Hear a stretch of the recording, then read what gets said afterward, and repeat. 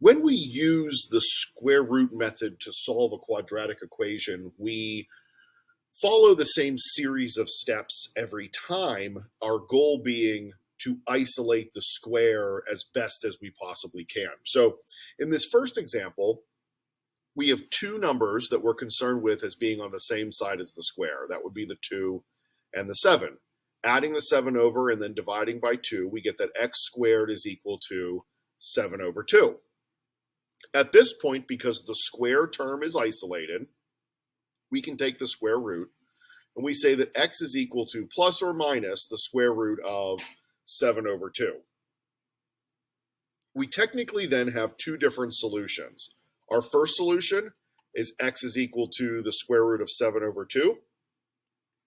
And our second solution is x is equal to the negative of the square root of 7 over 2. Now, it would be nice if we would be done, but we'd like to think that we have an extra step. We like to remember that we have an extra step that we need to worry about, and that's rationalizing the denominator. So for both of these answers, we're going to multiply them by the square root of 2 over the square root of 2. And that will serve the purpose of rationalizing the denominator. It'll increase the size of the radicand in the numerator, but that's not really our concern. Our primary concern is making sure that we have the radical out of the denominator. And if we do that, in both cases, we end up with rationalized denominators. So while the process for solving was pretty easy, we want to make sure our solutions still follow the quote-unquote rules for writing radical expressions.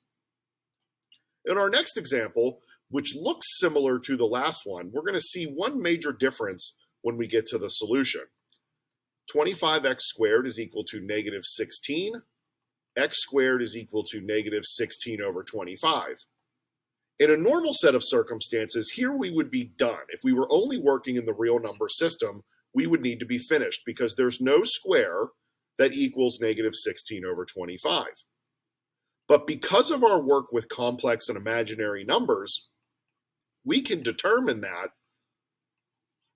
we're going to have an imaginary solution at the square root of negative 16 over 25. Separating that radical for the numerator and the denominator, we get the square root of negative 16 and the square root of 25. The square root of negative 16 is 4i. The square root of 25 is 5. And we have two solutions that are opposites one another. You also could have taken this radical, negative 16 over 25, and rewritten it as the square root of 16 over 25 times the square root of negative 1, and ended up in the same place. Complex and imaginary numbers, I equaling the square root of negative 1, allows us the possibility to solve equations that previously in the real number system did not have solutions. In our next example, we see a squared binomial. That doesn't change our process at all, but it does add an extra step to the end. So we're going to add 34, just as we would have done in the other examples. And then we're going to divide by 2 in an effort to isolate that square as best as we possibly can. Once the square is isolated, at this point we can take the square root of both sides, leaving us with x minus 5 on the left and plus or minus the square root of 17 on the right. In our last couple of examples, we would have been done at this point because when we took our square root, we were just left with the x. But here we have this extra added concern of the negative 5. So what we need to do then is split those two solutions, where one solution is going to come from x minus 5 equaling the positive root, and the other solution is going to come from x minus 5 equaling the negative root. Those two smaller linear equations get solved, and we get x is equal to root 17 plus 5, and x is equal to negative root 17 plus 5. So either way, we're adding 5 over to that square root that we got, but we're doing it in such a way where we're actually giving special consideration to both of the solutions. We're not just arbitrarily throwing this 5 over here and then letting this plus or minus have some indecision about does it apply to the 5 or not. We like the idea of splitting into the two separate equations and solving them separately. In our last example, we'll have a similar outcome. We're going to add 11 and divide by 2, and you can check me on the math here, but that leaves us with 3x plus 5 squared is equal to negative 9.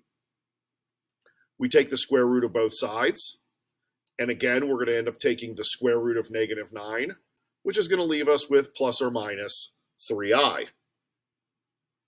At this point, we're going to split into two different solutions so as to not create confusion over the plus minus. We're going to have 3x plus 5 is equal to 3i, and 3x plus 5 is equal to negative 3i. Subtract the 5 and divide by 3. 3i minus 5 over 3. Same thing over here, negative 3i minus 5 divided by 3. If you wanted to simplify and write them in the correct order, we remember with our complex number work, we go real part, then imaginary part. So we could flip this around and say negative 5/3 plus I, because the 3 divides the 3 and the 5.